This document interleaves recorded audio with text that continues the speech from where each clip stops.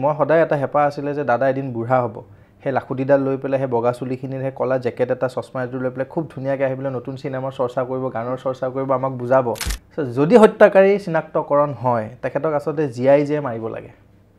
এটা গুলিৰে এই গলত সেই ৰছীডাল দি পেলাই উলুমাই দিয়াটো আচলতে সেইটো কেতিয়াও ন্যায় হ'ব নোৱাৰে আজিৰ দিনত ভোগকচোন কৰিলি কি সেই জপিয়াই আছিল নহয় পানীত ফৰফৰাই আছিলে তো আজি ভোগক ভুগিটো আছে আৰু ভুগিব যদি মই দাদাক ন্যায় দিয়াৰ নামত যুঁজি আছোঁ যদি তেওঁলোকৰ মতেৰে মই অপৰাধী তে হয় মই অপৰাধী জীৱিত কালত তেখেতক একচাম শক্তিয়ে বহুত ক্ৰিটিচাইজ কৰিলে খুব মানে বেয়াকৈ ক'লে বহুত বিভিন্ন নামেৰে তেখেতক মানে কি বুলি ক'ম সম্বোধন কৰিলে বাপেৰৰ মাটি নেকি অমুক মাটি নেকি বুলি কিবা কিবি ক'লে মোৰো উঠিল খং তো সেনেকৈ এটা হ'ল কিন্তু তাৰ এটা বস্তু মই গম পাইছিলোঁ সি কাৰো নাছিলে সি নিজৰ আছিলে সদায় সি এটাই জানিছিলে তাৰ টকা বেংক একাউণ্ট ভৰিব লাগে আৰু দাদাই ফিটা কাটা মানুহ নহয় জুবিন দাই ক'ৰবাত যায় ফিটা কাটা মানুহ নহয় দাদাক মাতিম মই অমুকখন লঞ্চ কৰিম সেই বস্তুবোৰ কোনে কৰালে সিদ্ধাৰ্থতে কৰালে কিন্তু কোনোবাই আকৌ পতাকাখন লৈ পেলাই নিৰ্বাচনৰ প্ৰচাৰৰ দৰে যেতিয়া আহিব ৰাস্তাত দুখ লাগে ন আকৌ এটা দলে ক'ব আমি নাই কৰা আপোনালোকেহে কৰিছে আৰু আল্টিমেটলি আমি নিউজত কি বিচাৰি আহিছোঁ চাবলৈ আমি নিউজত বিচাৰি আহিছোঁ ছিংগাপুৰত হৈছিল কি আমি দেখি আছোঁ কি গৰুতকৈও গৰু তাহাঁতি তো লাভ নাই সিহঁতক আচলতে সিহঁতক কি বুলি কৈ লাভো নাই মানে এইখন সমাজৰ জাবৰ হয় তাহাঁতি জুবিন দাৰ আদৰ্শতকৈ আৰু বেলেগ মন্ত্ৰ এইখন পৃথিৱীত একো নাই জীৱিত কালত 100 বাৰ ক'লে আমি বুজি নাপালোঁ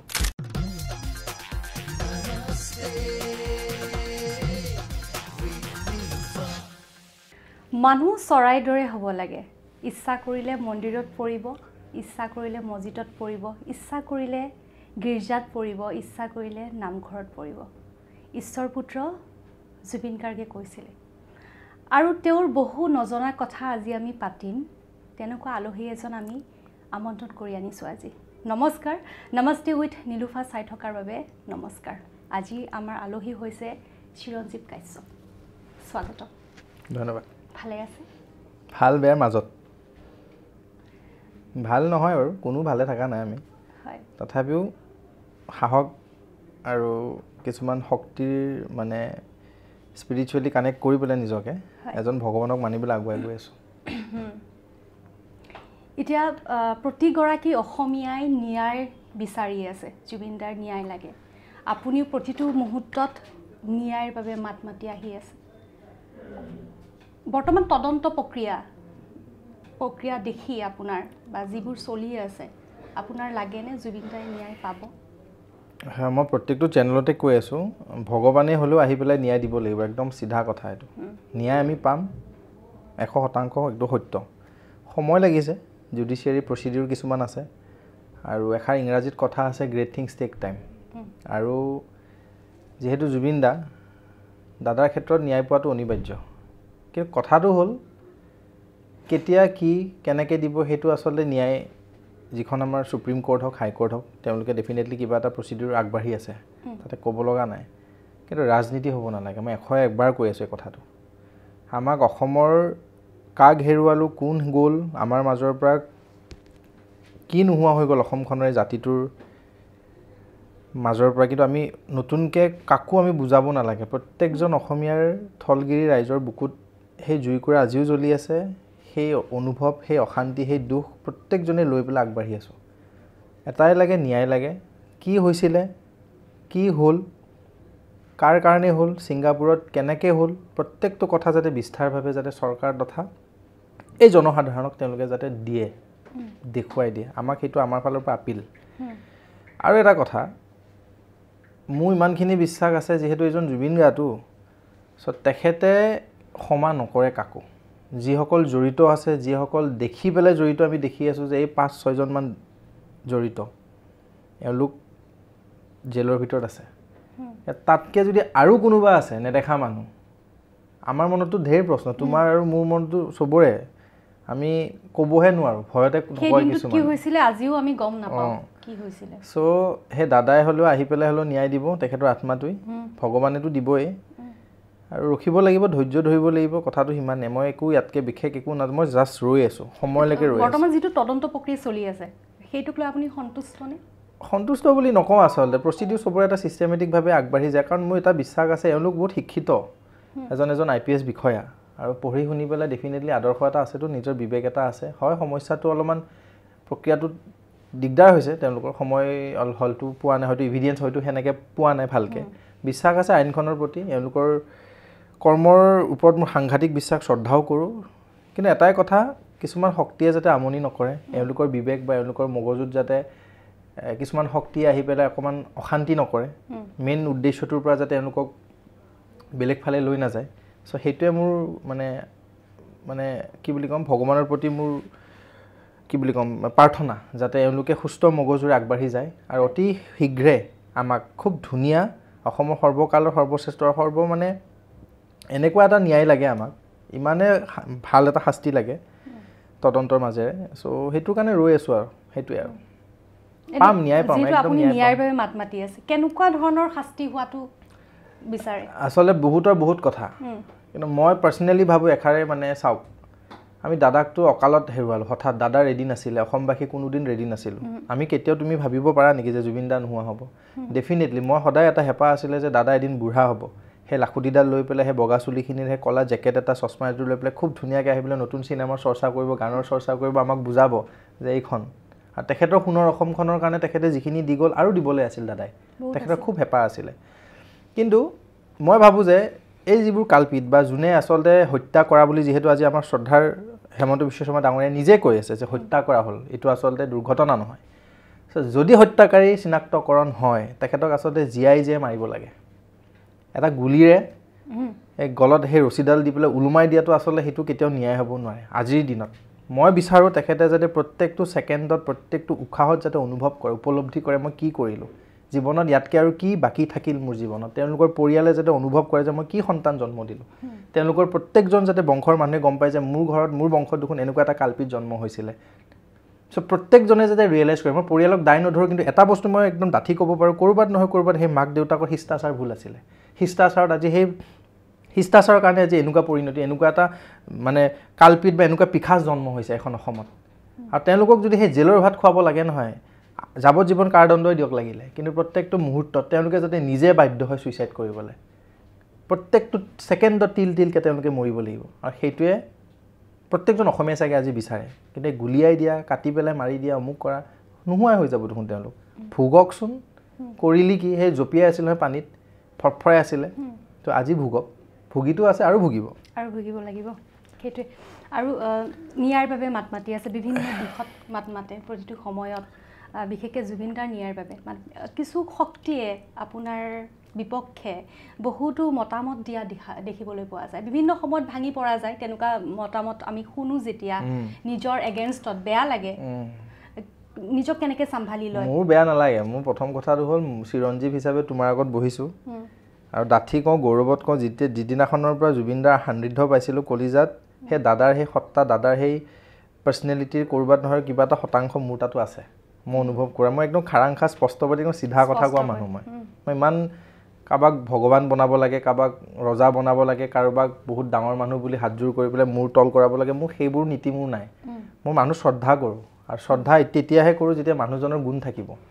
আদৰ থাকিব তেখেতৰ এটা ব্যক্তিত্ব থাকিব মই সেইটো ফিলচফিত বা সেইটো আইডিঅ'লজিতহে জীয়াওঁ আৰু সেইটো জুবিন দাৰ কেৰেক্টাৰ চ' সেই দাদাই শিকোৱা মানুহজন দাদাই যিখিনি গুণ দিলে সেই মনটো লৈ পেলাই যেতিয়া কোনোবাই কমেণ্ট পাছ কৰিব তুমি শক্তিৰ কথা কৈছা আচলতে শক্তি নহয় ইহঁতি নিজকে শক্তিশালী বুলি ভাবে কথাটো তাত আমাৰ ঘৰৰে মানুহ ইহঁতি এখন ঘৰতে আমি গোটেইকেইটা পৰিয়াল আছোঁ কিন্তু কথাটো হ'ল মানসিকভাৱে তেওঁলোকৰ অকণমান মানসিক সেই কেপাচিটিটো অলপমান বেলেগ বা তাহাঁতৰ চিন্তাধাৰা বিবেকখিনি বেলেগ ক'ৰবাত নহয় ক'ৰবাত কিবা এটা লবিত তেওঁলোকে চলে আৰু কাৰোবাক এনেই পুজি পেলাই পুজি থাকেতো অমুক তমুক বুলি বিৰাট পুজে ন সিহঁতে চ' বেছি অন্ধভক্ত হৈ যায় আচলতে তেওঁলোকে এনেকুৱা অন্ধভক্ত আৰু সেইকাৰণে ক'ৰবাত নহয় ক'ৰবাত মোক টাৰ্গেট কৰি পেলাই বুজাইছে যে মই বোলে মিছা অনুৰাগী আৰু ফেম বিচাৰিছোঁ বা এনেই দপদপাই আছোঁ আচলতে এনেই মই নদপদপাওঁ মানে মোৰ কোনো যুক্তিহীন কথাত মই কেতিয়াও মাত নাপাতো আৰু ক'ব গ'লে মুঠতে মই ভয় খাব লগা কথা নাই কিন্তু চিধা কথা কোৱাৰ কাৰণে বেয়া পায় আৰু তেওঁলোকে যদি বেয়া পাইছে যদি মই ভুল হয় মই ভুল কৰিছোঁ আৰু সেইটো কথা তাত যদি মই ন্যায় বিচাৰৰ নামত ভুল হয় তেন্তে মই হয় যদি মই দাদাক ন্যায় দিয়াৰ নামত যুঁজি আছোঁ যদি তেওঁলোকৰ মতেৰে মই অপৰাধী হয় মই অপৰাধী তাতে ক'ব লগা নাই সেই 10-20জন মানুহে কিবা ক'ব আৰু অসমখন আছে নহয় সিহঁতক ছেপাৰেট কৰি অসমৰ নিজৰ মানুহখিনিৰ লগত থকাটোহে ভাল কথা এই ভুৱা অনুৰাগীৰ কথাটো যিটো ওলালে বৰ্তমান সময়ত খুব শুনিবলৈ পোৱা গৈছে কোনো ভুৱা অনুৰাগী সঁচা অনুৰাগী আমি কেনেকৈ বুজি পাম যে অমুকজন ভুৱা অনুৰাগী অমুকজন সঁচা অনুৰাগী কেনেকৈ মই ক'লে বহুত কৈ দিব পাৰোঁ আজি খুলি ক'ব লাগে চ' এক্সামৰ মতে কিবা এটা হাতত লোৱাৰ লগে লগে এনেকৈ ধুনীয়াকৈ ৰঙীন বস্তু এটা হাতত লোৱাৰ লগে লগে তেখেত প্ৰকৃত অনুৰাগী হৈ যায় এক্সামৰ কাৰণে কিছুমানে একো টেগ চেগ নাৰাখাকৈ নিস্বাৰ্থভাৱে মাত মাতি থকাখিনি চাগে ভুৱা অনুৰাগী কথাটো হ'ল লবি হ'ব নালাগে একদম চিধা কথা লবিত থাকি পেলাই এটা নিজৰ কি বুলি ক'ম আইডিঅ'লজি চবৰে থাকে কিন্তু বিবেকটো সুধিব লাগে আচলতে নিজক জানিব লাগে যে মই কৰি কি আছোঁ হৈ কি আছে আৰু মই সঁচাকৈ সঠিক পথত আছোঁ নে নাছোঁ আৰু কোনে ভুৱা অনুৰাগী বুলি ক'ব তুমি ভাবা জুবিন দাৰ ক্ষেত্ৰত তুমি ক'ব পাৰিবা নেকি এখেত ভুৱা অনুৰাগী বুলি প্ৰথম কথাটো হ'ল তোমাৰ তাত যদি মনত সেই প্ৰশ্নটো আহিছে তেতিয়াই তুমি চাগে ক'ৰবাত নহয় ক'ৰবাত দুটা জাতি দুটা বেলেগ বেলেগ মানুহ ক'ৰবাত নহয় ক'ৰবাত অসমখনক তুমি দুভাগ কৰি আছা সেই শব্দটোতে অসমখন দুভাগ হৈ আছে ভালকৈ ভাবিছোৱা যেতিয়াই কোনোবাই কৈ আছে এখেত ভুৱা এখেত প্ৰকৃত অসমখন দুভাগ হ'ল নাই কাৰণ জুবিন দা আমাৰতো জুবিন দাই কাকো দুভাগ কৰা নাছিল জীৱনত আজিৰ ডেটলৈকে এখন এনেকুৱা গ্ৰন্থ মই বাৰে বাৰে কওঁ জুবিন গাৰ্গ এখন এনেকুৱা গ্ৰন্থ যে অন্তিম পৃষ্ঠা নাই তুমি আজীৱন পঢ়ি পেলাই মৃত্যুৰ সেই অন্তিম দিনটোলৈকে তুমি পঢ়ি শেষ কৰিব নোৱাৰিবা জুবিন দাৰ কথা হয় নাই কোৱাচোন চ' যিজন মানুহে কেতিয়াও দুভাগ অসমখন দুভাগৰ কথা নাভাবিলে যিজন মানুহে সদায় মানে সেউজ সোণালী আৰু সেই জুবিন গাৰ্গৰ আদৰ্শৰ সোণালী অসমখন গঢ়াৰ সপোন দেখিছিলে সেই মানুহজনে কেতিয়াও কোনোবা ভুৱা হ'ব পাৰে কোনোবা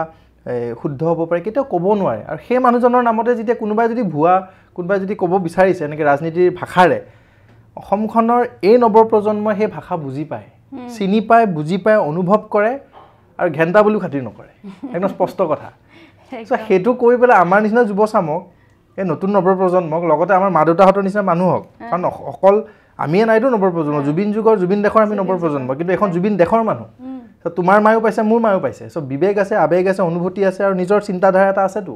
চ' তাতে এওঁলোকৰ কথা কেতিয়াও আহি নপৰে কোনোদিন আমি একচেপ্টো নকৰোঁ কোনে কি কৈছে কিন্তু এটা কথা ঠিক আমাক এটাই লাগে ন্যায় লাগে আমাক এটাই লাগে জুবিন গাৰ্গে সত্তাটো সোণালী আখৰেৰে আজীৱন যাতে আমি ইতিহাসত খুব ধুনীয়াকৈ লিপিবদ্ধ কৰি ৰাখিব পাৰোঁ সেইটোৱে আমাৰ প্ৰধান লক্ষ্য আৰু সেইটো অসমীয়া ধৰ্ম হ'ব লাগে আৰু সেই ধৰ্ম তুমি মানা কোনোবা শক্তি কোনোবা বতাহ কোনোবা পানী এইবোৰ মেটাৰে নকৰে একো লাভ নাই চিধা মানে মানুহ ভাল পাব লাগিব জাতিৰ জনজাতি মানে কেতিয়াও দুটা জাতি বেলেগ তিনিটা জাতি বেলেগ ভাবিব নালাগে একদম প্ৰেক্টিকেলি ভাবোঁ জুবিন দাই কেনেকৈ ভাবে মই একদম যদি একদম সৰু সৰু একদম চিম্পল ভাষাত কৈ দিওঁ কেনেকৈ ভাবিছিলে জুবিন দাৰ মতেৰে অসমীয়া ল'ৰা ছোৱালীয়ে পঢ়িব লাগিব ডাঙৰ মানুহ হ'ব লাগিব ভাল মানুহ হ'ব লাগিব অসমীয়া জাতি অসমীয়া ভাষা অসমীয়া সাহিত্য সংস্কৃতিক আদৰ কৰি পেলাই জাতিটোৰ কাৰণে কণ্ট্ৰিবিউট কৰি পেলাই আগুৱাই যাব লাগিব লগতে তেখেতে এটাই সদায় বিচাৰিছিলে যাতে আমি কেতিয়াও জাতি মানে চিনাক্তকৰণ কৰি পেলাই তুমি মুছলমান তুমি হিন্দু তুমি বঙালী তুমি অমুক তুমি তমুক বুলি কৈ পেলাই যাতে তুমি কেতিয়াও চিনাক্তকৰণ নকৰা এটাই বিচাৰিছিলে যোনে ভুল কৰে মুছলমানো হ'ব পাৰে হিন্দুও হ'ব পাৰে ভুল সদায় ভুল আৰু ভুলক শাস্তি দিব লাগে তেখেতৰ আদৰ্শ সেইটো আছিলে আৰু এনেকৈ যদি অসমখন আজিৰ ডেটত এওঁলোকে যদি ভাবি আছে বা কোনোবা শক্তি বা কোনোবা যদি মানুহে ভাবি আছে যে আমি দুটা জাতিৰ নামত ৰাজনীতি কৰিম দুটা জাতিক আমি ভাগ কৰি পেলাই অসমখন আমি আগুৱাই লৈ যাওঁ অসমখন অলৰেডি পিছুৱাই আহিব অলৰেডি বহুত পিছুৱালে কিন্তু দাদাই যি বিচাৰিছিলে যে আমি চবেই মিলি চলিম এখন এনেকুৱা এপাত এনাজৰী সেই এনাজৰী পাতত তুমি চাবা বিভিন্ন জাতি বিভিন্ন জনগোষ্ঠী বিভিন্ন ভাষা ৰীতি নীতি তথা সাহিত্য সংস্কৃতি জীপাল হৈ আছে আৰু সেই জীপাল হৈ থকা সেই নদীখনত জুবিন দাই আজীৱন সেই নাওখন লৈ পেলাই আগুৱাই গৈ আছিল যাতে এই জাতিটোক আগুৱাই লৈ যাওঁ সেই জাতিটোৰ নামত মাতষাৰ নামত ভাষা সাহিত্য সংস্কৃতিৰ নামত বম্বেৰ পৰা উভতি আহিছিল যাতে অসমখন সবল সুস্থ অসম গঢ়িম আৰু সেই জীৱিত কালত তেখেতক একচাম শক্তিয়ে বহুত ক্ৰিটিচাইজ কৰিলে খুব মানে বেয়াকৈ ক'লে বহুত বিভিন্ন নামেৰে তেখেতক মানে কি বুলি ক'ম সম্বোধন কৰিলে আৰু এটা কথা ঠিক কি কৰিছে যোনে বকিছিলে যোনে বেয়াকৈ কৈছিলে তেওঁলোকনো কিমান ডাঙৰ মানুহ আজিৰ দিনত গৈ থৈতো সেই জুবিন দা সেই চিতাৰ ওচৰত আহি পেলাই কান্দিব লগা হ'লতো ভগৱান বুলি মানিব লগা হ'ল নহয় সেই চিতাখন গৈ থৈ থাপনাত পৰিণত হ'ল নহয় চ' যোনে দাদাক জ্বলাইছিলে মুখ থেকেচা সিহঁতি ভালকৈ খাইছে যোনে দাদাৰ এই জুইকুৰাক আৰু বেছিকৈ জ্বলিবলৈ কি বুলি ক'ম উৎসাহ জগাব সেই মানুহ কেতিয়াও অসমখনত শান্তিত জীয়াব নোৱাৰে আৰু যিকুৰা ঘাঁ 19 তাৰিখে তোমাৰ বা মোৰ বা আমাৰ খিলঞ্জীয়া থলগিৰি ৰাইজৰ বুকুত লাগিছিলে সেই ঘাঁহত যদি কোনোবা শক্তি বা কোনোবা মানুহ বা কোনোবা এছাম শ্ৰেণীৰ লোকে যদি নিমখ ছটিয়াম বুলি ভাবিছে বিশ্বাস কৰক জুবিন যুগৰ অসমীয়া তেওঁলোকক কেতিয়াও ক্ষমা নকৰে জুবিন দাই ক্ষমা নকৰে আৰু আজিৰ অসমে মানি নলয় কেতিয়াও গ্ৰহণ নকৰে তেওঁলোক সেইটো এতিয়া অলপমান জুবিনদাৰ লগত যেতিয়া জুবিনদাৰ সান্নিধ্যলৈ আহিছিলে আপুনি 14 চনত 2010 লগ পাইছোঁ 14 চনত ঢোল বজাইছিলে একেলগে ঢোল নহয় আচলতে খুব ধুনীয়া কাহিনী এটা আছে অভিনয় বুলি এখন খুব ধুনীয়া ইনষ্টিটিউশ্যন ৰাজগড়ত আছে মানে জংকিবাৰ সোঁৱৰণিত দাদাৰ সপোনৰ আৰু বৌৰ সপোনৰ এখন খুব ধুনীয়া ইনষ্টিটিউশ্যন সৰুতে মানে গুৱাহাটীত যেতিয়া ইঞ্জিনিয়াৰিং কৰিব মাক কওঁ যে মা মই এই গুৱাহাটীখনত যদি অকল পঢ়ি থাকোঁ মই নিজৰ এই কলা সংস্কৃতিৰ লগত যিটো ঘৰত পৰিৱেশ পাইছোঁ ইয়াতে হেৰাই থাকিব আৰু মই হেৰাই যাম আৰু গুৱাহাটীখন মই ভয় খাওঁ তেতিয়া গুৱাহাটী চিনিয়ে নাপাওঁ ইয়াতে বাছত উঠো ক'ৰবাত নামিব লাগে ক'ৰবাত যাওঁগৈ চ' সেই চিৰঞ্জীৱজনক মায়ে ক'লে যে এটা কাম কৰ জুবিনদাৰ এখন ইনষ্টিটিউশ্যন আছে গৰিমা বৌয়ে এটা এডভাৰটাইজ দিছে বিশেষ চেনেল এটা তেতিয়া খুব ফেমাছ আৰু সেই চেনেলটো দেখি পেলাই মায়ে লৈ গ'ল এনেকৈ দুৱাৰখন খোলাৰ লগে লগে বৌক দেখিছোঁ ল'ৰা ছোৱালী কিছুমান আছিলে সৰু সৰু তাৰপিছত মোৰ ছাৰ এজন বাইদেউ এজনী দেখিলোঁ যে বাটৰ নাটৰ এটা সেই হৈ আছিলে কৰ্মশালা নহয় একজেক্টলি আখৰা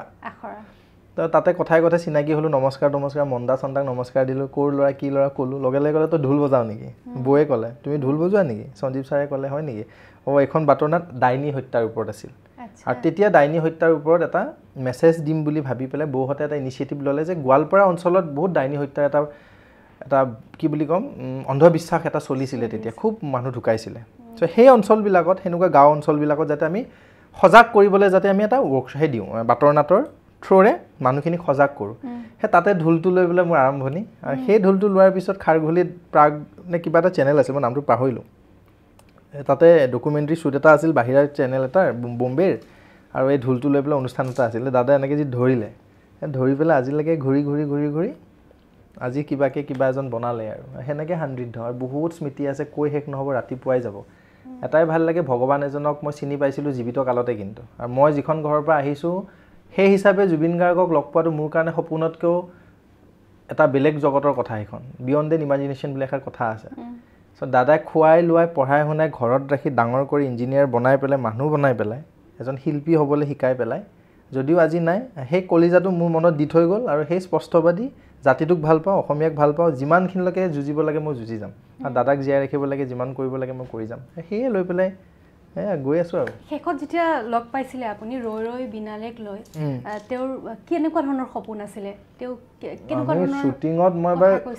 শ্বুটিঙত মই বেছি শ্বুটিঙত যোৱা নাই বাট ব্ৰহ্মপুত্ৰ পাৰত শ্বুটিং এটা আছিলে গানটোৰ শ্বুটিঙত মই বহুত 2-3 দিন তাতে আমি একেলগে আছোঁ এটাই কথা দাদাই মানে কি আছিলে সৰু ল'ৰা ছোৱালী টাইপ মানে মানুহজন বিৰাট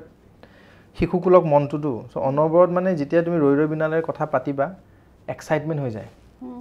চ' তেখেতে মানে ক'ৰবাত নহয় ক'ৰবাত তেখেতৰ চকুতে যেন মই চিনেমাখন তেতিয়াই দেখিছোঁ তেখেতে যেনেকৈ কয় কথাবোৰ এইটো এনেকৈ ভাবিছোঁ চিৰঞ্জীৱ আমি আছে বহুত ভাল স্মৃতি আছে তেনেকুৱা আৰু সদায় জানিছিলোঁ দাদাই যদি কিবা এটা কাম কৰিছে ডেফিনেটলি এক্সেপশ্যনেল হ'বই আৰু ইমান মন মগজু গোটেইখিনি দেহ প্ৰাণ গোটেইখিনি দি দিছে যিহেতু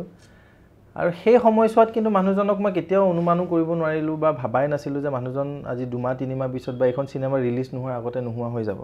চ' যিকেইটা দিন পালোঁ আৰু তাৰ পিছত মই ডকুমেণ্টাৰী এটা হ'ল কটন ইউনিভাৰ্চিটিৰ মোক ল'লে মোৰ নামতে আছিলে গোটেই ফ'ক আৰ্টিষ্ট হিচাপে এণ্টাৰপ্ৰিনাৰ হিচাপে তেওঁলোকে ডকুমেণ্টাৰী এটা বনাইছিলে তেতিয়া জুবিন দাক দৰকাৰ হ'ল কাৰণ মই যিহেতু সেই মানুহজনৰ পৰাই হ'লোঁ চ' সেই ডকুমেণ্টাৰী দাদাক থকাটোতো খুব জৰুৰী সেইটো ভাল লগা দিন মোৰ দাদা ঘৰত গ'লোঁ ষ্টুডিঅ'ত গ'লোঁ তাই পেলাই কথা চথা পাতিলোঁ এইবিলাকৰ ওপৰত হ'ল চৰ্চা হ'ল সংগীতৰ চৰ্চা হ'ল মোৰ কথা নিজে দাদাই ক'লে ভিডিঅ'টোত ডকুমেণ্টাৰীখনত চিৰঞ্জীৱ কোন মোৰ বুলি শেষত অহাৰ টাইমত এটা কথা ক'লে তই ষ্টুডিঅ'টো চাই যা মই ষ্টুডিঅ'টোত সোমাম বুলি ভবা নাই সেইদিনাখন মই জোতা পিন্ধি আছোঁ প্লাছ মানুহ আছে যিহেতু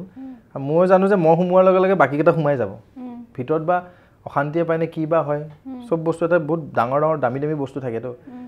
নহয় তই চাই যাচোন তই অহা নাই নহয় ভালকৈ সোমোৱাই নাই ভিতৰত তো মাতি আনি ষ্টুডিঅ'ত সোমাই ইনষ্ট্ৰুমেণ্টবোৰ চিনাকি কৰাই দিলে এইবোৰ কথাই আৰু কিন্তু কেতিয়াও আমি নেগেটিভ কথাই নাপাতিলোঁ দুখৰ কথা নাপাতিলোঁ কিবা হ'ব গাটো বেয়া এইবোৰ কথা নহ'ল কিন্তু এটা বস্তু অনুমান কৰিছিলোঁ পিছলৈকে ৰীতাবাৰ যেতিয়া পডকাষ্টটো চালোঁ দাদা বহুত ভাগৰুৱা আছিলে দাদাই কিবা বুজাব খুজিছিলে কিবা কিবি চিন্তা আছিলে মনত আৰু ৰীতাবাৰ সেই গোটেই পডকাষ্টটোৱে যেন বুজাই গ'ল দেৰ ইজ ছামথিং মানে ভইড এটা আছে মনত আৰু কিবা এটা ৰহস্য আছে তেখেতে মানে যুঁজি আছে নিজৰ লগত বুজাবও নোৱাৰিলে খুলি ক'ব নোৱাৰিলে আৰু সেনেকৈ লাষ্টত হেৰুৱাই পালোঁ আৰু হেৰুৱাৰ দিনটোত আজিলৈকে সেই জুইকুৰা জ্বলি আছে কিন্তু মানে বহুত কথা পাতিব লগা থাকি গ'ল মানুহটোৰ লগত আৰু এইটো বয়সত মই যিখিনি কথা ক'ব পাৰোঁ বা বুজা হ'লোঁ আজিৰ পৰা 5 বছৰ আগত যদি ভালকৈ সেনেকৈ দাদাক ক'ব পাৰিলোহেঁতেন চাগে এনেকৈ সাৱটি মৰমত ৰাখিলোহেঁতেন যে নহয় মানে ইহঁতক গুচা নোৱাৰিলোঁ আৰু যিহেতু ইমান বছৰ দাদাৰ লগত আছে সিদ্ধাৰ্থকটো লগ পাইছে কেনেকুৱা ধৰণৰ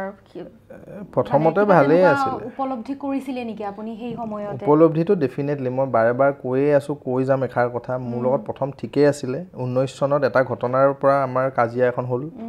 গছপুলি ৰোৱাৰ কিবা এটা নিয়ম আছিলে সেইদিনাখন আমি ভাবিলোঁ দাদা আছিলে শুই অসুস্থ হৈ আছিলে প্ৰগ্ৰেম আছিলে যদি প্ৰগ্ৰেম নকৰোঁ বুলি কৈছিলে সিদ্ধাৰ্থৰ উঠিল খং তাত আহি পেলাই দিলে মোক গালি লাগিল কাজিয়া হ'ল মাৰপিট বাপেৰৰ মাটি নেকি অমুক মাটি নেকি বুলি কিবা কিবি ক'লে মোৰো উঠিল খং তো সেনেকৈ এটা হ'ল কিন্তু তাৰ এটা বস্তু মই গম পাইছিলোঁ সি কাৰো নাছিলে সি নিজৰ আছিলে সদায় সি এটাই জানিছিলে তাৰ টকা বেংক একাউণ্ট ভৰিব লাগে দাদাক মৰম কৰিছিলে কিন্তু এটা কথা সদায় মই দেখিবা মানে ঘৰিয়ালৰ চকু পানীটো সাপ এপাত যেতিয়া তুমি পুহিবা যিমান দামীয়ে হওক যিমান মৰমৰে হওক যিমান বিভিন্ন ৰঙেৰে নহওক সাপেই হয় তুমি গাখীৰ খুৱাই দিয়া তুমি ভাত খুৱাই দিয়া মেটাই নকৰে এদিন হ'লে খুটিয়াবই হয় নাই কোৱাচোন চ' সেই ফেটি সাপ পাতক আমি চিনাক্তকৰণ কৰিব নোৱাৰিলোঁ যদি পাৰিছিলোঁ যদি আমি আচলতে বুজাব নোৱাৰিলোঁ দাদাক মোৰো মানে আফচোচ থাকি গ'ল এইবিলাক আৰু যোনে যোনে চিনি পাইছিলে এটাই আছিলে হ'ব দে আৰু আছে দাদাই নোৱাৰে ক'ব খুজিলেও ক'ব নোৱাৰে আমাৰো সেইটোৱে হ'ল তাক আমি চিনি পাইছিলোঁ নোপোৱা নহয় কিন্তু সেই প্ৰমাণটো সি দি গ'ল কিন্তু লাষ্টত আৰু ঘাটে ঘাটে এতিয়া সি প্ৰত্যেকটো মুহূৰ্তত প্ৰত্যেকটো ছেকেণ্ডত সি এতিয়া অনুভৱ কৰি আছে কি কৰিলোঁ কিয় লৈ গ'লোঁ কেনেকৈ পানীত যাবলৈ দিলোঁ কিয় ৰাতিটো শুবলৈ নিদিলোঁ কিয় ৰাতি মদটো খুৱাই পেলাই সেই গানটো গাবলৈ পাপখনত লৈ গৈ পেলাই টেৰেছ অফ হেভেন গোৱালোঁ আকৌ পিছদিনাখন উঠাই পেলাই 2 ঘণ্টাও শুব নিদি পেলাই ইয়াতত লৈ আহিলোঁ চ' ভগৱান আছে দাদা আছে দাদাটো আমাৰ লগত আছে দাদাই শাস্তি দিব বহুত কষ্ট দিছে বহুত বহুত বহুত তো ভিডিঅ'বোৰ আজিলৈকে ওলাল জানো নোলাল আমি ভালকৈ নেদেখিলে আজি বৌয়েও কৈ আছে হৈছিল কি আৰু জুবিন দা এজন এনেকুৱা প্ৰাণী মই তোমাক কৈছোঁ পালোতো তুমি যদি এতিয়া কথা এটা পাতি আছা বহুত ইণ্টাৰেষ্টিং ভাল টপিক এটাত পাতি আছা যদি দাদাক ডাইভাৰ্ট কৰিম বুলি ভাবিছা আৰু এটা বেলেগ টপিক আনি দিয়াৰ লগে লগে দাদাই যদি ইণ্টাৰেষ্টেড হয় চিনেমাৰ কথা হওক গানৰ কথা হওক ভাল ছ'চিয়েল কথা হওক দাদাই লগে লগে ডাইভাৰ্ট হৈ পেলাই সেইটোত ফ'কাছ কৰে দাদাক তুমি ঘূৰাই আনিবলৈ একদম 1 ছেকেণ্ডো নালাগে খুব মৰমত কথা পাতিব লাগিব বহুত মৰমীয়ালটো মানুহটো কাক কি নকয়নো চবকে কয় আছোঁ মই আহিবি কি লাগে কৈ দিব লাগে নেকি আপলোড মাৰি দিব লাগে শ্বেয়াৰ কৰি দিব লাগে নেকি বহুত মৰমীয়াল আছিলে কিন্তু সেই মানুহজনক মেচিন বনাই পেলাই ৰিম'ট ছিষ্টেম এটা হৈ পেলাই তাহাঁতি ইউজ কৰোঁতে যেতিয়া প্ৰডাক্ট বনাই পেলালে ডেফিনেটলি জুবিন দা এটা সাংঘাতিক অসমৰ এটা কহিনুৰ হীৰা কিন্তু সেই কহিনুৰ হীৰাটোক যিহেতু তাহাঁতি এটা প্ৰডাক্ট বনাই পেলাই চেল কৰিলে ন মঞ্চই এডভাৰটাইজিঙৰ নামত ৰঙালী হওক নৰ্থ ইষ্ট ফেষ্টিভেল হওক বিভিন্ন ক্ষেত্ৰত আৰু দাদাই ফিটা কাটা মানুহ নহয় জুবিন দাই ক'ৰবাত যায় ফিটা কাটা মানুহ নহয় তোমাক ভাল পায় মোক ভাল পায় মোৰ ঘৰত বা মোৰ দোকানত আহি পেলাই কিবা এটা কৰিছে সেইটো ঘৰুৱা কিন্তু দাদাক মাতিম মই অমুকখন লঞ্চ কৰিম সেই বস্তুবোৰ কোনে কৰালে সিদ্ধাৰ্থতে কৰালে কোনে বাধ্য কৰালে সিদ্ধাৰ্থতে কৰালে চ' সেই কৰোঁতে দাদাক হেৰুৱালোঁ কিন্তু দাদাক আমি বহুত ধুনীয়াকৈ মই যদি থাকিলোহেঁতেন বা তুমি থাকিলাহেঁতেন সেই পানীত জঁপিয়াবলৈ নিদিলোহেঁতেন সাগৰৰ পানীত বাপৰে বাপ সেনেকৈ সেই শৰীৰটোলৈ ভাগৰি আছে ন বহি থাকোঁতে যে উশাহটো লৈ আছে ভাগৰি আছে সেই মানুহটোক আৰু কিয় জঁপিয়াবলৈ দিম তই যা বুলি মইতো একদম টানি লাগিলে মই ডুবি পেলাই লৈ আহিলোহেঁতেন তই নালাগে আহিব থাক বহি থাক ইয়াত ইহঁত মানে কুকুৰ বুলি ক'লেও আচলতে তাতকৈও বেয়াকৈ ক'বলৈ মন যায় পূৰা একদম চৰি আছে নহয় হাঁহৰ নিচিনাকৈ পালে নহয় আজি ফেষ্টিভেল মহন্তৰ কথাটো আৰু নকয়ে সেইটো আৰু এতিয়া আৰু এটা প্ৰশ্ন জুবিন দাৰ মৃত্যুৰ পাছতো মৃত্যুৰ আগতো যিখিনি কথা আমি প্ৰত্যেকেই গমেই পাইছোঁ এতিয়ালৈকে পিছতো ৰাজনীতি আগতো তেনেকুৱা ৰাজনীতি চলিছিলে এতিয়াও মৃত্যুক লৈও ৰাজনীতি চলি আছে বুলি ভাবে নেকি ভাবে নহয় সিহঁতি বুজাই দিলে আমাক অসমবাসীক মানুহখিনিয়ে কিছুমান দল বুলি নকওঁ আচলতে গোটেইকেইটা দলকে কওঁ ৰাজনীতিটো জীয়াই থাকোঁতে কৰোঁতে দাদাই নিজে কৈছিলে পলিটিক্স নকৰিবা বন্ধু আৰু এখন চিনেমা আমিতো দেখা নাছিলোঁ নহয় ঢুকোৱাৰ পিছত আমি দাদাৰ চিনেমাখন দেখিলোঁ এটা খুব ধুনীয়া কথা আছে তাত আৰ্টিষ্টৰ এটাই পলিটিক্স সদায় ৰাইজৰ লগত ৰজাৰ লগত নহয় চ' এনেকুৱা বহুত দাদাৰ কিছুমান কোটছ আছে বাৰে বাৰে কৈছিলে যে ৰাজনীতিৰ পৰা আঁতৰি থাকিবি মানুহখিনিক বুজাইছিলে আৰু জীয়াই থাকোঁতেতো দাদাৰ নামৰ ৰাজনীতি যি হ'ল অসমবাসীয়ে দেখিছেই আৰু তেখেতেও অশান্তি পাইছিলে ঢুকোৱাৰ পিছত এতিয়া আহিল নহয় মানে কোন প্ৰকৃত জুবিন গাৰ্গৰ অনুৰাগী কোন ভুৱা অনুৰাগী এইবোৰ শ্লোগান আৰু এটা এক্সামে কৈ আছে নহয় মানে বুকা ছটিয়া খেলখন তুমি মোক বুকা ছটিয়াইছা মই তোমাক বুকা ছটিয়াই মই বাৰে বাৰে কৈ আছিলোঁ সদায় কৈ যাম চিঞৰি চিঞৰি মাতি কৈ আছোঁ যে এক হ'ব কিয় নোৱাৰোঁ ৰাজনীতি চোৱা ২৬ চনত তোমাৰ বিবেক তোমাৰ মানে তোমাৰ আদৰ্শৰে তুমি ভোট দিবাতো সেইটো বেলেগ খেল এপ্ৰিল মাহত আমি বিবেচনা কৰিম কোনে ভাল কাম কৰিছে কোনে বেয়া কাম কৰিছে কাক আমি আইডিঅলজি হিচাপে আমি কাক মানো কাক আমি শ্ৰদ্ধা কৰোঁ সেইটো একদম পলিটিকেল কথাটো আমি ইলেকশ্যনতহে দেখা যাব এতিয়া আমাক কি লাগে যে ন্যায় লাগে ন্যায়ৰ নামত আমাক বিজেপি আহিবই নালাগে এক্সেক্টলি এতিয়া কোনো দলৰ যাতে মুৰব্বীখিনিয়ে যদি একেলগে একেখন মানে পৰিয়াল হিচাপে হাতে হাতে ধৰি পেলাই আগুৱাই আহিলেহেঁতেন আমি এতিয়া ইমানখিনি সহি যোৱাৰ পিছত দুখৰ পিছত আমি ইমানখিনি মানসিকভাৱে আমি অসুস্থ নহ'লোহেঁতেন আমি বহুত ডিষ্টাৰ্ব হৈছোঁ খং উঠিছে ক্ষোভত আছোঁ অসমবাসী দুখত আৰু অশান্তি এটা পাইছোঁ যে এনেকুৱা ৰাজনীতি নালাগে আমাক অসমখনত দাদা নোহোৱা হোৱাৰ পিছত আমি বাৰে বাৰে কৈছিলোঁ যে এখন সুস্থ সবল অসম হ'বলৈ আমি কিমান আগবাঢ়িব লাগে চবৰে শ্লোগান হ'ব লাগিছিল সেইটো কিন্তু কোনোবাই আকৌ পতাকাখন লৈ পেলাই নিৰ্বাচনৰ প্ৰচাৰৰ দৰে যেতিয়া আহিব ৰাস্তাত দুখ লাগে ন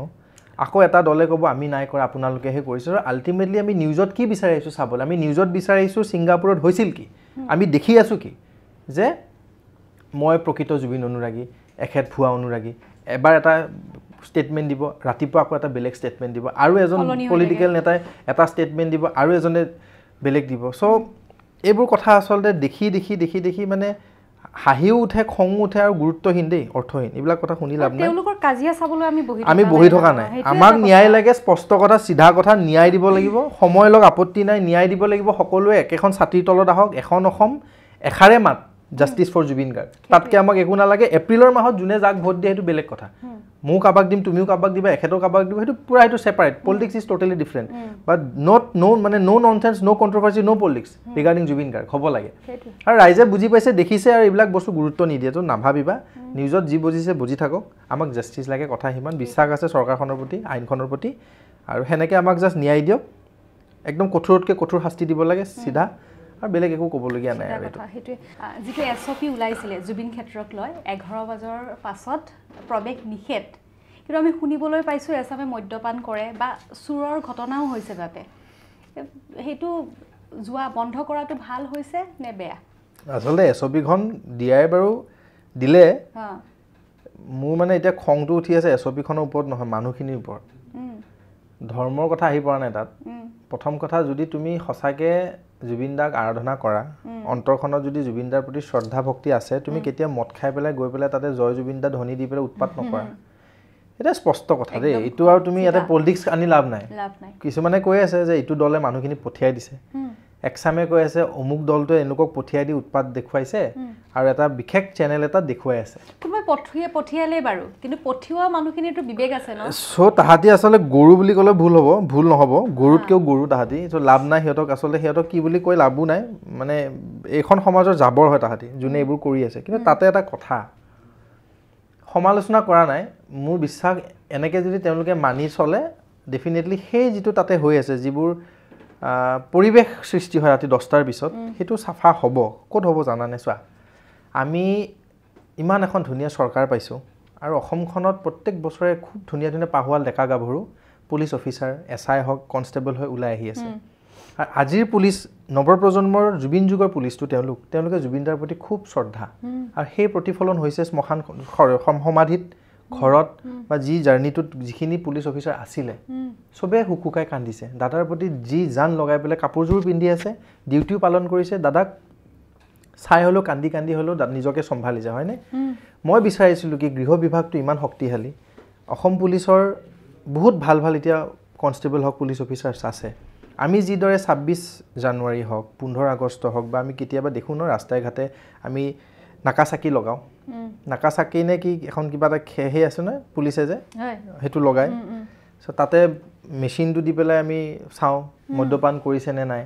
বা মদৰ বটল জব্দ কৰোঁ চ' আমি যদি তাতে 2খন গেট লগাওঁ বা 3খন গেট লগাওঁ এতিয়া 3টা শিফটিঙত চলি আছে 4টা বা 5টা শিফটিং কৰি দিয়া তুমি পুলিচৰ আৰু গেটৰে যিখিনি আমাৰ এতিয়াতো সেইখন তীৰ্থস্থান তেওঁলোকে যেতিয়া দৰ্শন কৰিবলৈ যাব লেফ্ট ছাইডেৰে তেওঁলোকে দৰ্শন কৰক এটা ছাইডেৰে যাতে ৰাস্তাত চেকিং কৰি পেলাই মদৰ বটল জব্দ হওক চাধাৰ টেমা জব্দ হওক মুখত যদি মদৰ গোন্ধ আছে তেওঁলোকক আঁতৰাই দিয়ক চিষ্টেমেটিকভাৱে গৈ শ্ৰদ্ধাৰে ধুনীয়াকৈ তেওঁলোকে এই কি বুলি কয় থাপনাখন ধুনীয়াকৈ চালে সেৱা আৰাধনা কৰিলে ধুনীয়াকৈ আকৌ এটা চাইডেৰে উভতি আহিলে তেতিয়াহ'লে তুমি ভাবা ইমান এইবোৰ পৰিস্থিতি একোৱে আহি নপৰে তুমি যোৱাৰ লগে লগে তুমি চাবাচোন তেওঁলোকে ক'ৰ পৰা সুযোগ পাইছে যদি পুলিচে নধৰে লাগিলে পিতা আপত্তি নাইতো ৰাম মানে লাঠিৰে ঠিকছে পিতা তেওঁলোকক যদি উৎপাত কৰিছে কিন্তু ভাল মানুহে কৰিব নোৱাৰে ডেফিনেটলি এওঁলোক এটা মানে কোনোতো সমাজখনৰ জাবৰ হ'ব লাগিব সেইকাৰণে তেওঁলোকে পাৰিছে কিন্তু দায়িত্বটো চৰকাৰৰে চোৱা চৰকাৰখনৰে দায়িত্ব ইটো চেঞ্জ কৰিবলৈ হ'লে আমি নোৱাৰোঁ আমাৰ ছ'চাইটিখনে নোৱাৰে চৰকাৰে আমি যদি কৰোঁ কি হ'ব জানেনে মাৰপিটৰ সৃষ্টি হ'ব হাতে হাত ধৰি পেলাই তেওঁলোকে মাৰিব ধৰিব চ' চৰকাৰখনে 5টা শিফটিং কৰক পুলিচখিনি অলপমান ভালকৈ ষ্ট্ৰংলি তেওঁলোকে ৰাখক চেকিং এটা ৰাখক এফালেৰে যাব এফালেৰে ওলাই যাব কি ধুনীয়াকৈ পৰিপাতি ধুনীয়াকৈ সমাধিখন ৰাতি জীপাল হৈ থাকিব একদম ধুনীয়াকৈ আমি আচলতে তেখেতক কি বুলি ক'ম এই চাই পেলাই ধুনীয়াকৈ উভতি আহিব পাৰিম মই তেনেকৈ ভাবোঁ কথাটো এছঅ'পি দিছে ভালেই কৰিছে বুজালে বিতৰ্কটো হ'লে এছঅ'পি 10টা বজা আৰু এটা বছৰ সঁচা দেই জুবিন দা এনেকুৱা এটা সত্তা বা এনেকুৱা এটা শক্তি জুবিন দাই কোনো নিয়ম মানা নাছিল আৰু এই এছঅ'পি এনেকুৱা এশখন এছঅ'পিও ইয়াতে নিয়ম আহি নপৰে কিন্তু আমি শ্ৰদ্ধা আৰু তেখেতক শলাগ লৈ পেলাই চৰকাৰখনে কিছুমান ইনিচিয়েটিভক আচলতে আমি আণ্ডাৰষ্টেণ্ডিঙত যাব লাগিব বুজাবুজিত চলিলে এইবোৰ পৰিস্থিতি কেতিয়াও নহয় এতিয়া যিবোৰ জুবিনদাৰ আদৰ্শ আছিলে মানুহে মানুহৰ বাবে তেওঁ যেনেকৈ প্ৰাণ ঢালি মানুহক মৰম দিছিলে প্ৰকৃতি তেওঁ গছডাল সাৱটি ধৰিছিলে প্ৰত্যেককে সহায় কৰিছিলে আৰু কোনো ধৰণৰ স্বাৰ্থ নাছিলে হিন্দু মুছলিম নাছিলে তেওঁৰ যিখিনি আদৰ্শ আৰু নজনাত বহুত তেনেকুৱা আদৰ্শ আছে সেই আদৰ্শখিনি ধৰি ৰাখিবলৈ আমি নৱপ্ৰজন্মই বা জুবিন দেশৰ আমি মানুহ কেনেকুৱা ধৰণৰ আমি কেনেকৈ চলিব লাগিব আমি এইটো আচলতে বহুত ধুনীয়া প্ৰশ্ন আৰু মানুহে ভাবাটো উচিত এতিয়া তেনেকৈ জাষ্টিছটো লাগিবই কিন্তু আমি কৰিম কি জাষ্টিছ পোৱাৰ পিছত সেইটো খুব ডাঙৰ দায়িত্ব অসমবাসীৰ মই কেনেকৈ ভাবোঁ চোৱা এতিয়া মই ভাবোঁ যে আমি মোৰ যিখিনি এতিয়া মই দাদাক পালোঁ দাদাৰ আদৰ্শ কি দাদাৰ সৃষ্টি কি তথা দাদাৰ ব্যক্তিত্বটো কেনেকুৱা আছিল মই অনুভৱ কৰোঁ আজিৰ দিনত এই যিখন গ্ৰন্থ মই বাৰে বাৰে কওঁ জুবিন গাৰ্গৰ নামত যিখন তেখেতৰ ব্যক্তিত্বৰ যিখন গ্ৰন্থ অন্তিম পৃষ্ঠা নাই তেখেতক পঢ়িবলৈ আমি আজীৱন শেষ কৰি দিব লাগিব তেখেতক পঢ়ি পঢ়ি আমাৰ শেষ নহ'ব ভালে দেখোন গোটেইখিনি তুমি ভাবাচোন ইমান ধুনীয়া এটা ব্যক্তিত্ব তেখেতক পঢ়িব গ'লে তেখেতক বুজিব গ'লে চোন জীৱনটোত দেখোন আচলতে সলনিহে হয় ভাল দিশত ভাবি চোৱাচোন তুমি ভাল মানুহ হ'বলৈ হ'লে তুমি কি কিতাপ পঢ়িব লাগিব আজিৰ দিনত ডেফিনেটলি আমি আগতে APJ আব্দুল কালামৰ কথা শুনো ডাঙৰ ডাঙৰ দিগ্গজ কিছুমান ব্যক্তিৰ মানে আমি ব্যক্তিত্বৰ পাৰ্চনেলিটিৰ ওপৰত আমি ষ্টাডি কৰোঁ কিন্তু আমি ইমান সৌভাগ্যৱান ইমানে আমি আচলতে গোটেই অসমবাসী সৌভাগ্যৱান আমাৰ এইখন যুগত এজন মহাপুৰুষৰ জন্ম হ'ল শংকৰ আজানৰ বা শংকৰদেৱ বা মাধৱদেৱৰ পিছত সেইজনে হৈছে জুবিন দা আৰু তেখেতৰ সৃষ্টিক আমি এনেকৈ পালন যদি নকৰোঁ আজিৰ দিনত যদি ভালখিনি নকৰোঁ অসমীয়া জাতি আৰু পিছুৱাই যাম মোৰ কথাটো হ'ল তুমি মনত জুবিন দাকটো ল'বই লাগিব নিজৰ আত্মাটোক জুবিন দা বুলি ভাবিব লাগিব আৰু দাদাই যিখন সোণৰ অসমৰ কথা সপোন ৰচিছিলে দাদাই যিখন সোণৰ অসমত যাতে বিভিন্ন জনগোষ্ঠী জাতি ধৰ্ম নিৰ্বিশেষে আগুৱাই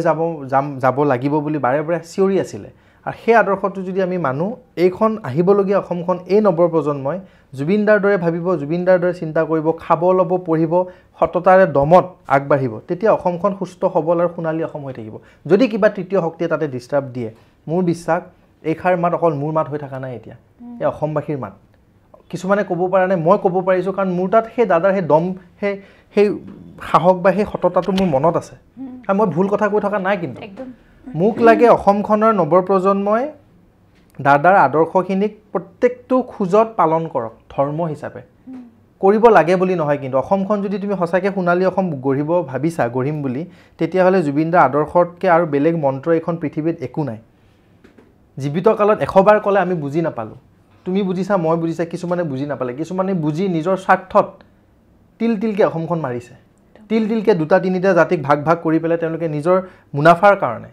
অসমখন বেলেগ এখন অসম বনাই পেলালে মানসিকভাৱে অসমীয়া মানুহক জুৰুলা কৰিলে মানসিকভাৱে অসুস্থ কৰিলে কিন্তু আমি অসমীয়া মানুহ ইমোশ্যনেল হয় ভয়াতুৰ হয় এইকাৰণে ভয়াতুৰ কাৰণ আমি ৰজা বুলি ভাবোঁ যে কিছুমানক চ' অসমখনক নতুন প্ৰজন্মই ৰজা বুলি যাতে কাকো নাভাবে আমি মানুহ বুলি ভাবিব লাগিব আৰু মানুহ কি মানুহ ভাল আৰু বেয়া মানুহ আমি যদি ৰজা হয় শক্তিশালী হয় অমুক হয় তমুক হয় বুলি ভাবোঁ আমি আৰু পিছুৱাই যাম আমাৰ সেই দমটো লাগিব নতুন যুগৰ জুবিন যুগৰ আমি এটা পাহুৱাল সিংহ হিচাপে থাকিব লাগিব, কাকো আমি মাৰধৰ নকৰোঁ, আইন হাতত নলওঁ, আদৰ্শৰে চলিম, পঢ়িম শুনিম, IAS অফিচাৰ হ'ম। আৰু এটা খুব ধুনীয়া ভাষা ক'ব আজিৰ দিনৰ অসমীয়াই, তোমাৰ যদি সন্তান এজন হয়, আমি আগতে কি কৈছিলোঁ যে জুবিন আমাৰ সেই হ'ব ডক্টৰ আৰু ইঞ্জিনিয়াৰ হ'ব, কিন্তু আজি নতুন অসমীয়া এষাৰে ভাষা ক'ব যে যদি কোনোবা ল'ৰা বা এগৰাকী সৰু কণমানি ছোৱালী এজনী হয়, তুমি যাতে জুবিনদাৰ দৰে হোৱা, মোৰ ঘৰত যাতে জুবিন গাৰ্গৰ দৰে এটা বলিষ্ঠ কণ্ঠ, এটা আদৰ্শ, এটা ব্যক্তিত্ব যাতে জন্ম হয়, সেইটো নতুন অসমীয়াৰ নতুন ভাষা কিন্তু। আৰু সেই ভাষাত যদি অসমীয়া চলে, আজীৱন চিৰকাল 200,000 বছৰৰ পিছত যদি এই আদৰ্শত আমি এই ফিলচফি, এই মানে তেখেতৰ ব্যক্তিত্বত যদি চলি যাওঁ, অসমখনক কোনো তৃতীয় শক্তি, কোনো মানে বাহিৰৰ পৰা আহি পেলাই অসমীয়াৰ আইৰ বুকুত আঁচুৰ মাৰিব নোৱাৰে। মই বাৰে বাৰে কৈছোঁ, নতুন প্ৰজন্মই নিজকে সিংহ বুলি ভাবক, নিজকে জুবিন গাৰ্গ বুলি ভাবক, ভাল গুণখিনি আয়ত্ব কৰক, আৰু অসম সলনি হ'ব। আৰু যদি অসম সলনি হ'বলৈ হ'লে যদি নৱপ্ৰজন্মই যদি ৰাজনীতিও কৰিব লাগে, দাদাই ৰাজনীতি কৰাটো বেয়া পাইছিলে, কিন্তু যদি অসম সলনি হ'বলৈ হ'লে যদি দাদাৰ আইডিঅ'লজিত যদি আমি ৰাজনীতি কৰিব লাগে, যিখন ৰাজনীতিত কোনো দিন আমি যাতে হিন্দু মুছলমান আমি কেতিয়াও ভেদাভেদ নকৰোঁ, যিখন ৰাজনীতিত যাতে যদি মুছলমান যদি ভুল কৰিছে তাকো শাস্তি দিম, যদি হিন্দুজনে ভুল কৰিছে তাকো শাস্তি দিম, ইকুৱেল। যদি সেনেকৈ যদি আমি আদৰ্শৰে ভাবোঁ, সাহিত্য সংস্কৃতিক আমি জীপাল কৰিব লাগিব, একাডেমিক ছেক্টৰটো আমি খুব ৰাইজ কৰিব লাগিব, আমি যাতে বছৰে বছৰে IAS অফিচাৰ পাওঁ, ACS অফিচাৰ পাওঁ, ভাল ভাল খেতিয়ক পাওঁ, পাঞ্জাৱৰ নিচিনা যাতে খেতিৰ পথাৰখন যাতে আমাৰ বহুত উচ্চ মানদণ্ডৰ হয়। চ' ভাবিব গ'লে অসমখন বনাবলৈ এতিয়া আৰু সহজ, কাৰণ জুবিন দাই বুজাই গ'ল নহয়, শিকিবলৈ আমি পাৰিলোঁ নহয় দাদাৰ পৰা। যদি আজি দেখিও নিশিকোঁ, বুজিও যদি নুবুজোঁ, আৰু অসমীয়া জাতিটো আৰু পিছুৱাই যাম, আৰু তেতিয়া নাকটো কাটি পেলাই আমি সজাই থ'ব লাগিব, আৰু বেলেগে শক্তি আৰু বেছি সুযোগ পাব, এই অসমখন এনেকুৱাই। কিন্তু চোৱা, আমাৰ এতিয়া চেলেঞ্জ হৈছে কিন্তু, কাৰণ আমি অলৰেডি ইয়াতে দুটা অসমীয়া হৈ গ'লোঁ, কিন্তু একচামে আমাক বেলেগ বেলেগ অসমীয়া বনাই পেলাইছে, যে এওঁলোক এটা অসমীয়া প্ৰকৃত, এওঁলোক ভুৱা অসমীয়া। চ' এই প্ৰকৃত ভুৱাৰ মাজত আমি যুঁজি পেলাই আগবাঢ়িব লাগিব। মোৰ বিশ্বাস আহিবলগীয়া 10-15 বছৰৰ পিছত যদি আমি এই আইডিঅ'লজিত চলোঁ, এই চিন্তাধাৰাত চলোঁ, অসমখন সলনি হ'ব। আৰু যেতিয়া নৱপ্ৰজন্ম যদি দৰকাৰ হয় ৰাজনীতিৰ পথত, আমি আগুৱাই যাম, কোনো পাৰ্টি আমি জইন নকৰোঁ, আমি আদৰ্শ ল'ম অসম গঢ়াৰ, নিজে লাগিলে নিৰ্দলীয় খেলিব আমাৰ নতুন ল'ৰা ছোৱালীয়ে। সেনেকৈ যদি ভাবোঁ যে অসমখন আমি বান্ধিম, আৰু বেয়া মানুহক আমি ভাল কৰিম নহয়, ইউথ লাগে, চেঞ্জ লাগে অসমখনত। দাদাই সদায় নৱপ্ৰজন্ম যুৱ শক্তিক বিশ্বাস কৰিছিলে, সদায় তেওঁলোকৰ ফেন ক্লাবক সদায় বুজাইছিলে যে বানপানীৰ সাহায্য কোনে উঠাইছিলে, কোনে শক্তিশালী হৈ পেলাই আগুৱাই গৈছিলে ৰাইজৰ মাজত। ন' ডাউট চৰকাৰে খুব ভাল ইনিচিয়েটিভ লৈছিলে, বান বনাইছে, বান দিছে, কিন্তু দাদাৰ দায়িত্ব আছিল নহয় অসমখনৰ প্ৰতি। তেখেতে সদায় ভাবিছিলে যে মই জীৱনৰ আধা জীৱনে মই অসমখনৰ কাৰণে দিম। আহিছিলে সেইকাৰণে মিছন এটাত আহিছিলে, এটা এনেকুৱা শক্তি, এনেকুৱা এটা আত্মা, বিদেশী আত্মা অসমখনত জন্ম লৈছে। দায়িত্ব আছিলে যে অসমখন মই চাফা কৰিব লাগিব, নিকা কৰিব লাগিব। সেই কিবা এটা মিছনত আহি পেলাই ইমান বছৰ থাকি পেলাই কম সময়ত কি কৰা নাই দাদাই, কোনজন মানুহে কৰিছে আজিৰ ডেটত তুমি কোৱা? গোটেই পৃথিৱীত দেখুৱাই থৈ গ'ল যে সমাধি মানে কি। এখন সমাধি জানো মন্দিৰত পৰিণত হৈছিল আজিৰ দিনলৈকে? কেতিয়াও হোৱা নাই। সেই মন্দিৰ, সেই থাপনা, সেই গোটেই প্ৰকৃতিয়ে কান্দা, প্ৰকৃতিয়ে বুজোৱা, প্ৰকৃতিয়ে দেখুৱাই দিছে জুবিন দা গ'লে কি হয় আচলতে। সেই বৰষুণ যাক অসমৰ ইতিহাসত 4:25 জানো হল খুলিছিল? এটা এটা দিনত এটা এটা অভিলেখ গঢ়িছে। কিন্তু ভাৰতৰ ইতিহাসত এখন ফ্লাইট জানো 23,000 মানুহে ট্ৰেক কৰিছিল, 23,000 পৰা 30,000 ভিতৰত, যেতিয়া বিদেশৰ পৰা আহি পেলাই গুৱাহাটী পাইছিলে। অসমৰ ইতিহাসত আজিৰ ডেটত 110খন দেশে যেতিয়া জুবিন গাৰ্গ কোন বুলি যেতিয়া গুগলত চাৰ্চ কৰিছিল, সেইটো কিন্তু অভিলেখ হয়। সেইটো কাৰ কাৰণে হ'ল? অসমখন জিলিকিছিলে তাই জুবিন দাৰ কাৰণে। মাইকেল জেকছনৰ পিছত বুলি কৈ আছে, আগৰ বা পিছৰ কথাটো আহি পৰা নাই, কিন্তু যদি দ্বিতীয়টো স্থান পাইছে, সেইটো কিমান ডাঙৰ কথা। মাইকেল জেকছনক গোটেই 70% বিশ্বৰ মানুহে জানে, চিনি পায়, কাৰণ একেখিনি ভাষা, কিন্তু অসমীয়া গান গাইছিল, তথাপিও গোটেই বিশ্বত দবদবাই জিলিকি থাকিল সেই জুবিন গাৰ্গ সত্তা। চ' এইজন এলাপেচা মানুহ নহয়, আমি জানিব লাগিছিল, বুজিব লাগিছিল জীৱিত কালত। বুজিও জানিও আমি সুৰক্ষা দিব নোৱাৰিলোঁ, কিন্তু আহিবলগীয়া দিনত এই মানুহজনৰ চৰ্চা, আদৰ্শ, সৃষ্টিক যাতে জীয়াই ৰাখোঁ, সেইটো আমাৰ ধৰ্ম হ'ব লাগে। আৰু কোনোবা যদি শক্তিয়ে এই ধৰ্মটো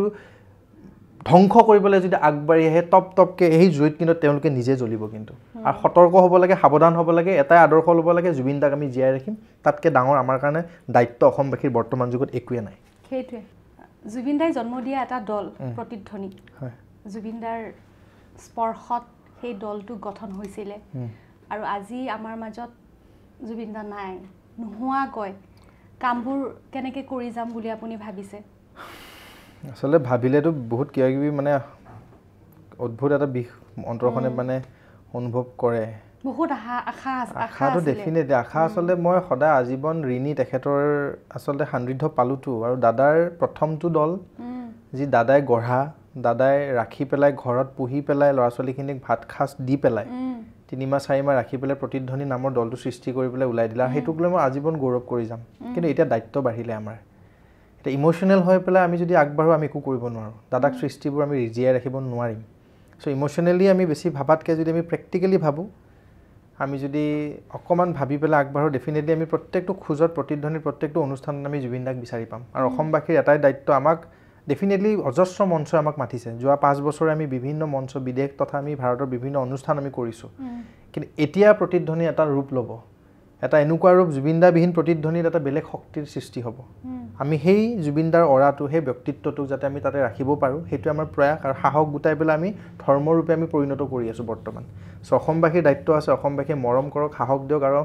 এই যি আমাৰ জয়যাত্ৰা দাদাৰ গঢ়ি দিয়া এটা বাচ্চাৰ পৰা আমি ডাঙৰ হৈছোঁতো চ' আজীৱন যাতে ময়ো সেই মৃত্যুৰ অন্তিমটো দিনৰ আগদিনাখনলৈকে যাতে মই প্ৰতিধ্বনিৰ লগত জীয়াই থাকিব পাৰোঁ মোৰ সেইটোৱে লক্ষ্য এতিয়া আৰু সেইকাৰণে ৰাইজে মৰম দিলেহে আমি জীয়াই থাকিম এতিয়া আমাৰ হাতত একো নাই সকলো ৰাইজৰ হাতত কিন্তু তাৰে মাজত আৰু এটা কথা কৈ দিওঁ মই দীঘলীয়া নকৰোঁ আমি জুবিনদাৰ নামত কষ্ট পাইছোঁ হাহাকাৰ কৰিছোঁ কান্দিছোঁ জাষ্টিছৰ নামত যুঁজিছোঁ কিন্তু আমি এটা বস্তু পাহৰি যাব নালাগে এই ভগৱানজনৰ পিছতো ভগৱানজনৰ পৰিয়ালটোৰ ফালে আমি চাব লাগিব এই বংশটো এই বৌজনীক আমি খুব মৰম কৰিব লাগিব এতিয়া সাহস দিব লাগিব অসমীয়াৰ প্ৰধান দায়িত্ব কিন্তু এতিয়া চ' যদি আমি পৰিয়ালটোক যদি সকাহ দিওঁ পৰিয়ালটো আৰু শক্তিশালী হ'ব যদি আমাৰ দৰে মানুহখিনিয়ে যদি এই যুঁজখনত যদি আমি হাৰি যাওঁ আমি যদি থমকি ৰওঁ পৰিয়ালটো খুব কষ্ট হ'ব একদম চ' আমাৰ সেইটো কৰ্তব্য আমি যাতে পৰিয়ালটোক মৰমত আদৰেৰে বৌজনীক আমি জীয়াই ৰাখোঁ দেউতাক আছে বা আছে চ' সেই বস্তুটো যদি আমি ভালকৈ মৰমত ৰাখোঁ দাদাই শান্তি পাব একদম চ' সেনেকৈ ভাবি পেলাই প্ৰতিধ্বনি হওক আমাৰ পৰিয়াল হওক আমি গোটেই পৰিয়াল এতিয়া দাদা আমাৰ নহয় এতিয়া দাদা আমাৰ সকলোৰে চ' এই সত্তা ব্যক্তিত্ব সেই নামখাৰ সেই মন্ত্ৰটো মায়াবিনী নামৰ সেই যি গীত আজি মালিতাত পৰিণত হ'ল চ' সেই মালিতাখন যাতে আজীৱন অসমীয়াৰ কাণত বজি থাকে চিৰযুগমীয়া হ'ব আৰু এটা কওঁ দেই চাবা হা আমি এতিয়া 100 বছৰৰ কথা কৈ আছোঁ মানুহে কৈ আছে জুবিন দাক 200 বছৰলৈকে আমি জীয়াই ৰাখিব কেনেকৈ পাৰোঁ কিন্তু মোৰ বিশ্বাস আৰু মই ভাবোঁ আৰু মই কৰিব বিচাৰোঁ চাব বিচাৰোঁ মই সেইখন অসম আমি কিয় 1500 বছৰ 2000 বছৰলৈকে ভাবিব নোৱাৰোঁ সেই একোতো আমি পচিবল বোলা বস্তু নাই আমি যি ভাবোঁ চব কৰিব পাৰোঁ আজি যদি ভাৰতত চৰ্দাৰ বল্লভভাই পেটেলৰ দৰে এজন ব্যক্তি ইমান মহান ব্যক্তিৰ এজন কিমান উচ্চ এটা ষ্টেচু প্ৰতিমূৰ্তি আমাৰ ভাৰতত আছে চ' আমি গৌৰৱ কৰোঁনে কিয় আমি অসমত নোৱাৰোঁ জুবিন দাক তেনেকৈ সজাবলৈ ৰাখিবলৈ ফ্লাইটত যোৱা সেই মানুহখিনি এনেকৈ যেতিয়া ওপৰৰ পৰা চাব ইমান ডাঙৰ ষ্টেচু কাৰ হয় চাওঁ জুবিন গাৰ্গৰ হয় কি ধুনীয়া জিলিকি থকা মুখখন আমি অসমবাসীয়ে নোৱাৰোঁনে কৰিব আমি সেইবোৰ ভাবিব লাগে এতিয়া দাদা যোৱাৰ পিছত আমাৰ দায়িত্ববোৰ সেইবোৰ প্ৰত্যেকটো খোজত যাতে আমি সমাধিস্থলীত যোৱাৰ লগে লগে যাতে জুবিনদাৰ সেই অৰাটো আমি অনুভৱ কৰোঁ খোজ দিয়াৰ লগে লগে যাতে আমি সেই ৰিমজিম একদম ধুনীয়াকৈ যাতে গানটো মুগ্ধ হৈ পৰোঁ চিতাখন চোৱাৰ লগে লগে যে আৱেগিক হৈ পৰোঁ প্ৰত্যেকটো এংগলত চুকে কোণে যাতে জুবিন দাক আমি বিচাৰি পাওঁ সেনেকুৱা টেকন'লজিৰ সেনেকুৱা পৰিৱেশ এটা যাতে চৰকাৰখনে আমাৰ সমাধিস্থলীখন বনাই দিয়ে আৰু যুগৰ পৰিৱৰ্তন হ'ব আহিবলগীয়া দিনত যিহেতু এআইৰ যুগ পৰিছে বিদেশৰ মানুহজন আহি পেলাই যাতে তেখেতক ক'ব নালাগে জুবিন দা কোন আহিয়ে যাতে অসমত অনুভৱ কৰে আহিয়ে যাতে সেই এয়াৰপৰ্টত অনুভৱ কৰে আহিয়ে যাতে বাটে ঘাটে জুবিনদাৰ অনুভৱটো তেখেতে উপলব্ধি কৰে সমাধিত যোৱাৰ লগে লগে যাতে okay this is Zubeen Garg এখেতে আছিল সেই জুবিন দা বোলা মানুহজন চ' তেনেকৈ যদি অসমীয়াই ভাবে ৰাইজে ভাবে চৰকাৰে ভাবে আজীৱন গুৰুজনাক যেনেকৈ আমি মনত ৰাখোঁ আমি তেখেতক আৰাধনা কৰোঁ এই জুবিন গাৰ্গ নামৰ এই ঈশ্বৰ পুৰুষ ঈশ্বৰ পুত্ৰ তথা আমাৰ ভগৱান বুলি আজি মানুহ তেখেতক আমি জীয়াই ৰখাত আচলতে কোনো শক্তি আমাক আমনি কৰিব নোৱাৰে যদি আমি এনেকৈ আজিৰ দিনত আমি অসমীয়া যদি ইশাৰ কথা ভাবোঁ সেইটো মই বিচাৰোঁ চাবলৈ জীয়াই থকাত বিচাৰোঁ যাতে সেই সুস্থ সবল অসম জুবিন গাৰ্গৰ অসমখন যাতে সেউজ হৈ থাকে সেইটো আৰু বৰ্তমান ৰৈ বিনালেৰ বহুত ক্লিপ ওলাইছে বহুতে স্পাইৰেচি বহুতে ওলাইছে গৰু সেইবোৰ নাজানে আচলতে মোবাইলটো আচলতে দিছে কিয় সেইটো ইউজ কৰিব নাজানে চাবলৈহে দিছে চিনেমাখন গৈ পেলাই তোক ভিডিঅ'টো গৈ পেলাই তই দেখুৱাবলৈ দিয়া নাই নহয় আচলতে অতিভক্তি চুৰৰ লক্ষণ বুলি এষাৰ কথা আছে ইহঁতি বহুত জ্ঞানী ব্যক্তি কিন্তু বেছি জ্ঞানীৰ কাৰণে বেছি মূৰ্খও হয় ইহঁতক কৈ একো লাভ নাই মই কিছুমান ক্ষেত্ৰতো মই একদম বেয়া কথা এইটো উচিত নহয় কাৰণ ইহঁতৰ আদৰ্শ বোলা বস্তু নাই আচলতে দাদাৰ প্ৰতি মৰমো নাই এওঁলোকে অলপমান বেছি অভাৰ স্মাৰ্ট হৈ পেলাই বেছি কনফিডেণ্টত এইবোৰ কৰি আছে কিন্তু আইন এখন আছেতো নো পাইৰেচি বুলি বাৰে বাৰে কৈ আছে দাদাই যিহেতু পাইৰেচি বেয়া পাইছিলে আৰু বেয়া পাইছিলে নহয় আচলতে আমি জানিব লাগে যে চিনেমা এখন যিকোনো চিনেমা হলত গৈ পেলাই আমি ৰিল এটা বনাই পেলাই আপলোড মাৰিব নালাগে সেইটো আচলতে কমন চেন্স বুলি কয় আৰু যাৰ সেই কমন চেন্সটো নাই সিহঁতে এইবোৰ কৰি আছে আৰু এইবোৰ আচলতে অসম বুলি নহয় ভাৰতত বুলি নহয় একচাম শ্ৰেণী থাকে সদায়তো তুমি একে মানুহ নোপোৱা নহয় এখন চবতে তুমি বেলেগ বেলেগ পাবাতো বেলেগ বেলেগ ৰঙৰ চ' এইবোৰ মানুহক আমি বুজি পাব লাগে চিনাক্তকৰণ কৰিব লাগে আৰু সমাজখনৰ পৰা অকণমান আঁতৰাই ৰাখিব লাগে চিধা কথা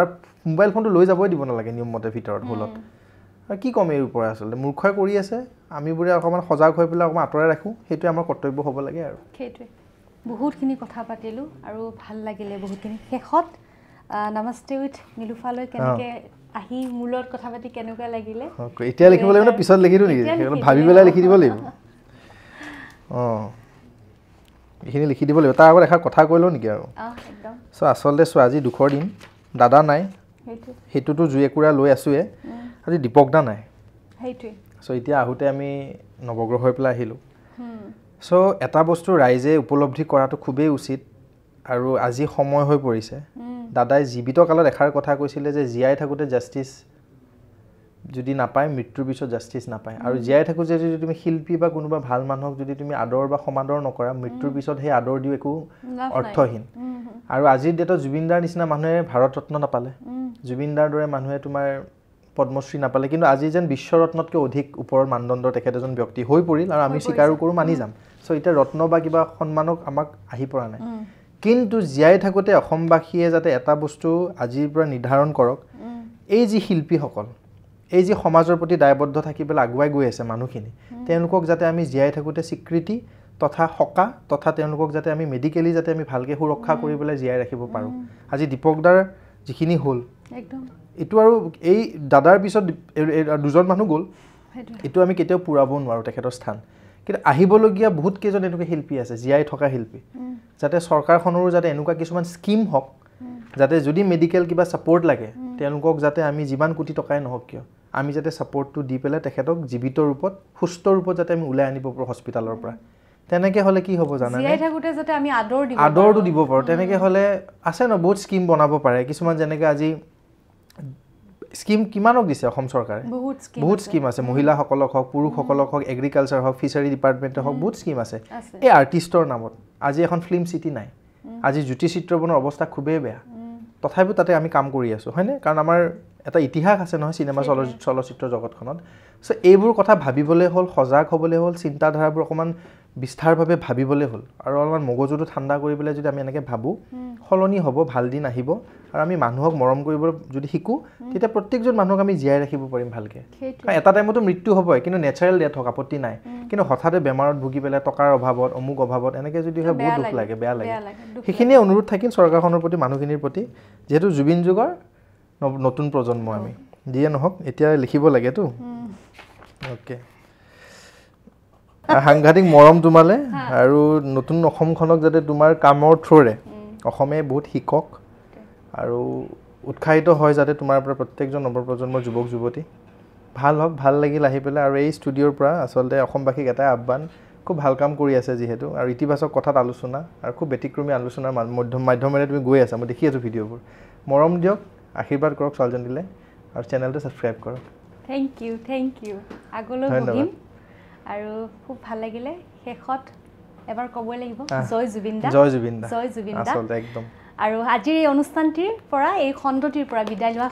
সময় হ'ল ধন্যবাদ